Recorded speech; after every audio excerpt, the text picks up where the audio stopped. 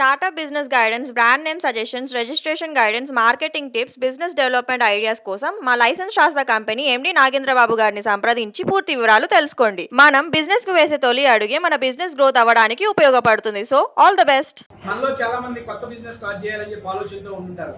But A business కి ఏ type off licence తీసుకోవాలో తెలియక కన్ఫ్యూజన్ లో ఉంటారు కదా. మీ కన్ఫ్యూజన్స్ అన్నిటికీ క్లారిటీ ఇవ్వడానికి బిజినెస్ లైసెన్స్ ఇండియా.com వాళ్ళు ఉన్నారండి.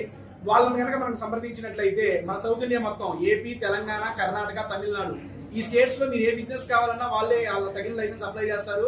మీకు ఎటువంటి డౌట్స్ ఉన్నా వారు క్లారిఫై చేస్తారండి. దానికి సంబంధించిన website link and contact number కింద డిస్క్రిప్షన్ లో ఇస్తాను.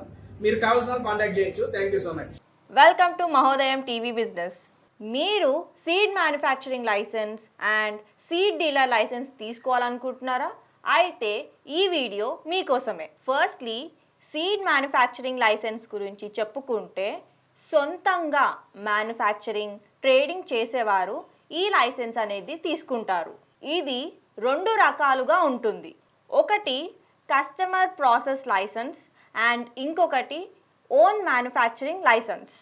ఇందులో 5000 స్క్వేర్ ఫీట్లో గోడౌన్ అనేది ఉండాలి మరియు seed processing machinery, pre clear, fine clear, gravity separator, seed tester come dryer, weighing machine, ceiling pouch packing machine మరియు మెషిన్ బ్యాగ్ క్లోజర్, ఈ మెషినరీస్ అనేటివి కంపల్సరీ ఉండాలి.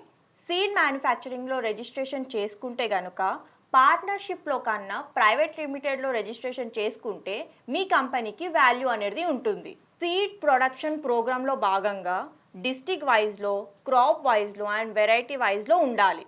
సేమ్ ఇలాగే మార్కెటింగ్ ప్లాన్లో కూడా ఉండాలి. సోర్స్ ఆఫ్ సీడ్ ప్రొడక్షన్ అంటే రా మెటీరియల్ యొక్క పర్చేస్ బిల్స్ కావాలి అండ్ దీనికి ఎంప్లాయీస్ యొక్క కేవైసీ అంటే ఎంప్లాయీ యొక్క Aadhaar card, pan card, nominee యొక్క డీటెయిల్స్, రెంటల్ అగ్రిమెంట్ ఇవన్నీ బేస్ చేసుకొని సీడ్ మ్యానుఫ్యాక్చరింగ్ లైసెన్స్ అనేది చేయడం జరుగుతుంది. దీన్నే సెంట్రలైజ్డ్ సీడ్ లైసెన్స్ అని కూడా అంటాము. గోడౌన్ లేని వారికి కస్టమ్ ప్రాసెసింగ్ సీడ్ లైసెన్స్ అనేది చేస్తాము. లైసెన్స్లో మ్యానుఫ్యాక్చరింగ్ లైసెన్స్ ఒకటి అండ్ ఆఫీస్ అడ్రస్ ఒకటి మెన్షన్ అయి వస్తుంది. క్వాలిఫైడ్ డీలర్స్కి మాత్రమే ఈ కస్టమ్ సీడ్ లైసెన్స్ అనేది చేయడం జరుగుతుంది. నెక్స్ట్ వచ్చేసి సీడ్ డీలర్ గురించి చెప్పుకుంటే ఇది ఓన్లీ ట్రేడింగ్ లైసెన్స్ మాత్రమే. వేరే వాళ్ళ సీడ్ ప్రొడక్ట్స్కి ట్రేడింగ్ చేసేవారు ఈ సీడ్ డీలర్ లైసెన్స్ అనేది తీసుకోవడం జరుగుతుంది.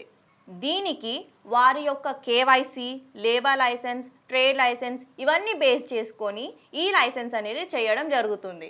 ఇన్ కేస్ మీరు ఫుడ్కి రిలేటెడ్ అయ్యే సీడ్స్ని ట్రేడింగ్ చేస్తే కనుక మీరు food licence and trade mark అనేది తీసుకోవాలి. ఈ లైసెన్సెస్ వచ్చేసి 5 years వ్యాలిడిటీ ఉంటుంది. మేము all over Telangana seed manufacturing licence and seed dealer licence చేస్తాము.